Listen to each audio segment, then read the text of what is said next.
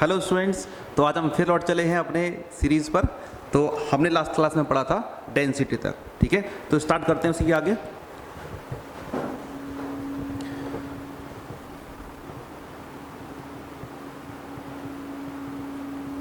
तो हम पढ़ रहे थे डायमेंशंस के बारे में। तो लास्ट क्लास में हमने पढ़ा था कि डेंसिटी का यूनिट क्या होगा, जैसे कि हमने निकाला था। देन अब समझते हैं डायमेंशन क्या है। डायमेंशन हमने पढ़ा था कि भाई ये होती है बेसिकली पावर्स, ठीक है। पावर्स, ये किसकी पावर्स होती हैं? जो हमारी फंडामेंटल यूनिट्स होती हैं, उस पर कितनी पावर होनी चाहिए किसी भी डिराइव्ड फिजिकल क्वांटिटी को बताने के लिए। जैसे मान लो मैं कल की बात करता हूँ, हमने कहा था डेंसिटी के बारे में। हमने निकाला था यूनिट ऑफ डेंसिटी। डेंसिटी की यूनिट फाइंड हुई थी। फॉर्मूला क्या था भाई हमारा? Density equals to mass divide by volume. Mass का यूनिट किलोग्राम और वॉल्यूम का मीटर क्यूब, ठीक है। तो अब देखिए, अगर हम निकालें डायमेंशंस, डायमेंशन ऑफ डेंसिटी, तो क्या आ जाएगा? Dimension of mass, dimension of mass, mass का dimension divide by dimension of volume. Mass का डायमेंशन हमने कल पढ़ा था m था, कैपिटल M को लिखेंगे स्क्वायर ब्रेसेस के अंदर। वॉल्यूम का यूनिट आया था मीटर क्यूब। मीटर मतलब लेंथ, लेंथ बोले तो L क्यूब, ये आ गया, ठीक है। तो जब हम इसका डायमेंशन लिखेंगे तो बेसिकली लिखेंगे ml3। तो अब देखो इसके डेफिनेशन में क्या लिखा हुआ है? पावर। ये किसकी पावर है? ये बेस क्वांटिटी पर कितनी पावर होगी? दैट मीन्स मास में पावर 1 होनी चाहिए और लेंथ में पावर बेसिकली -3 आएगा, ये नीचे से ऊपर जाएगा, तो -3 होना चाहिए। तो डायमेंशंस क्या हो गई डेंसिटी की? डेंसिटी की डायमेंशन हो जाएगी मास पर पावर होनी चाहिए 1, ठीक है, और लेंथ पर पावर होनी चाहिए -3। तो ये हो गया एक सही तरीका डायमेंशन को रिप्रेजेंट करने का, ठीक है। एक और एग्जाम्पल लेते हैं। लाइक हमने लिखा फोर्स। अब फोर्स का फॉर्मूला सभी को पता है, मास मल्टीप्लाइड विद एक्सीलरेशन, ठीक है। और अगर हम निकालना चाहते हैं डायमेंशन, किसका डायमेंशन? फोर्स का, डायमेंशन ऑफ फोर्स, तो हम क्या लिखेंगे राइट हैंड साइड पर? Dimension of mass, dimension of mass multiplied with dimension of acceleration, ठीक है। अब एक्सेलरेशन का डायमेंशन हमको पता होना चाहिए, ठीक है। तो मास का डायमेंशन क्या हो गया? कैपिटल M, ठीक है, और एक्सेलरेशन का डायमेंशन हो जाएगा L(t⁻²). तो फोर्स का डायमेंशन क्या हो जाएगा? तो फोर्स का डायमेंशन हो जाएगा मास पर पावर 1 होनी चाहिए, ठीक है, लेंथ पर पावर 1 होनी चाहिए, ठीक है, और टाइम पर पावर 2, ठीक है। तो ये पावर्स हमको बताती हैं इसके डायमेंशंस के बारे में, ठीक है। और इसी तरह से अगर हम बात करें एनर्जी के बारे में या वर्क के बारे में, चलो एनर्जी के बारे में बात करते हैं, बेसिकली काइनेटिक एनर्जी के बारे में, ठीक है। ये क्या होता है? इसका फॉर्मूला अगर मैं लिखूँ तो ½mv² होता है। अब देखो यहाँ पर लिखा है एक नंबर हाफ। हाफ का मतलब क्या है? हाफ एक कांस्टेंट नंबर है, कांस्टेंट नंबर है। इसको हम बोल सकते हैं ये एक डायमेंशन लेस कांस्टेंट है, इसके पास कोई डायमेंशन नहीं होगी, ठीक है। और हम यहाँ पर बेसिकली देख क्या रहे हैं? डायमेंशन देख रहे हैं। तो जिसके पास डायमेंशन नहीं है उसकी हम बात नहीं करेंगे। तो अगर हमको निकालना है डायमेंशन किसका? काइनेटिक एनर्जी का, तो क्या लिखेंगे? ये हो गया डायमेंशन लेस।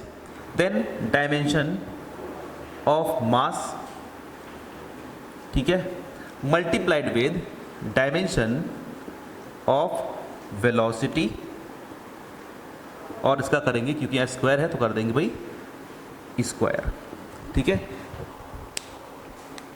तो काइनेटिक एनर्जी का डायमेंशन क्या आएगा?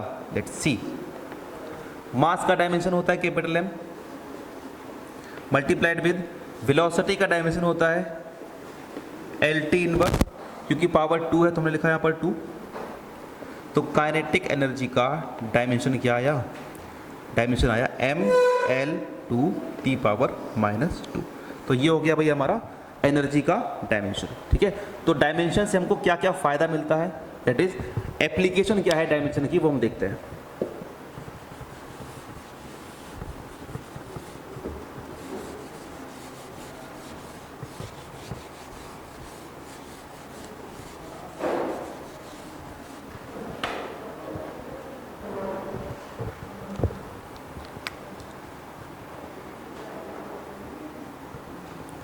Principle of homogeneity. अब ये क्या बोलता है, ऐसा बोला गया कि अगर सेम फिजिकल क्वांटिटी को हम किस किस साइन से रिलेट कर सकते हैं। हम दो सेम फिजिकल क्वांटिटी को, मैं लिख देता हूँ, two same physical quantity, two और मोर भी हो सकती है, दो या दो से ज़्यादा फिजिकल क्वांटिटीज़ को आपस में हम ऐड कर सकते हैं, सब्ट्रैक्ट कर सकते हैं। ठीक है, और दो फिजिकल क्वांटिटी के बीच में हम इक्वल टू का साइन लगा सकते हैं, उनको कंपेयर कर सकते हैं, ग्रेटर देन, लेस देन, और लेस देन इक्वल टू, और ग्रेटर देन इक्वल टू। क्या मतलब है इसका, मान लो मेरे पास कोई फिजिकल क्वांटिटी है, ठीक है, और दूसरी सेम फिजिकल क्वांटिटी है दो बार। ठीक है, एग्जाम्पल समझते हैं मैं कहना क्या चाहता हूँ। क्या हम 10 मीटर में 10 डिग्री सेल्सियस को ऐड कर सकते हैं? आंसर होगा नहीं कर सकते। रीज़न क्या है इसका, क्योंकि ये दोनों फिजिकल क्वांटिटी अलग अलग हैं। ये फिजिकल क्वांटिटी मान लो PQ1 है, ये फिजिकल क्वांटिटी कुछ और कह रही है। ठीक है, ये हमको क्या दे रहा है, इंफॉर्मेशन अबाउट डिस्टेंस, और ये हमको क्या दे रहा है, इंफॉर्मेशन अबाउट टेम्परेचर। तो अलग अलग फिजिकल क्वांटिटीज़ को हम जोड़ नहीं सकते। अगर जोड़ नहीं सकते तो सब्ट्रैक्ट भी नहीं कर सकते, दोनों को बराबर भी नहीं कर सकते, और दोनों को कंपेयर भी नहीं कर सकते। क्या मतलब है इसका, क्या मैं 10 किलोग्राम को 1 सेंटीमीटर से कंपेयर कर सकता हूँ? आंसर है नहीं कर सकता हूँ। ठीक है, क्यों? क्योंकि दोनों फिजिकल क्वांटिटीज़ अलग अलग हैं। तो जब दो फिजिकल क्वांटिटीज़ होंगी तो हम उन दोनों को ऐड कर पाएंगे, सब्ट्रैक्ट कर पाएंगे, इक्वलाइज कर पाएंगे, उनके बीच में रिलेशंस लगा सकते हैं। ठीक है, फिजिकल क्वांटिटी सेम होनी चाहिए। अब देखो क्या मतलब है, जैसे मान लो 55 हम करते थे भाई, 5 किलोग्राम हमने कोई ऑब्जेक्ट लिया और उसमें हमने 2 किलोग्राम को ऐड किया, तो हमारा आंसर क्या आता था, 5 + 2 7, और जो यूनिट होती थी क्या वो किलोग्राम आती थी? नहीं आती थी, यूनिट एक बार ही आती थी। और यहाँ पर हम बेसिकली यूनिट से ही खेल रहे हैं, तो हमको क्या करना है, जब भी किसी फिजिकल क्वांटिटी का एक यूनिट दूसरे यूनिट से ऐड होगा तो हमको एक यूनिट ही मिलेगा। ठीक है, नेक्स्ट, अगर हम किसी फिजिकल क्वांटिटी को दूसरी फिजिकल क्वांटिटी सेम क्वांटिटी से सब्ट्रैक्ट करेंगे तब भी हमको, जैसे मान लो हम लेंथ से खेल रहे थे यहाँ पर, मान लो मैंने कहा भाई 10 मीटर + 5 मीटर, तो आंसर कितना आएगा, 10 + 5 15, यूनिट तो मीटर ही रहेगी, या मीटर स्क्वायर हो जाएगा या 2m हो जाएगा, है ना, यूनिट तो सेम रहेगी। और इसी तरह से अगर मैं कहूँ कि भाई 5 सेंटीमीटर - 5 सेंटीमीटर, तो जो आंसर आएगा तो वो भी तो सेंटीमीटर में आएगा। इसका मतलब हमारी यूनिट तो रहेगी, है ना, दो फिजिकल क्वांटिटी को ऐड करने पर और सब्ट्रैक्ट करने पर।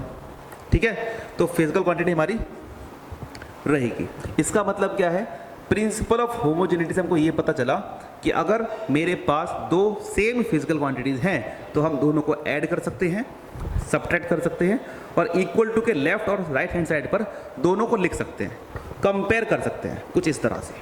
ठीक है।